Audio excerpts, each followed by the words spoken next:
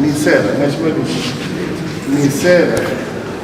Sasa mnajua hivi jamani, ndio kwamba wazee wanatakiwa wawe na dirisha lao. Sasa unasema watakiwe namba 3, we want mzee aje akuje specifically marked area, dirisha la wazee kama sera inavyotaka. Mbona mmeweka mapokezi? Mbona mmeweka pharmacy? Mbona mmetafuta lishe? Meaning kwamba hawa wazee hamjawapa uzito.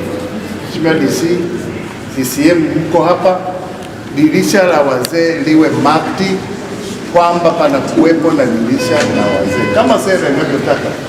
Si mmeweka emergency sasa hivi kila hospitali. Ni kwa nini?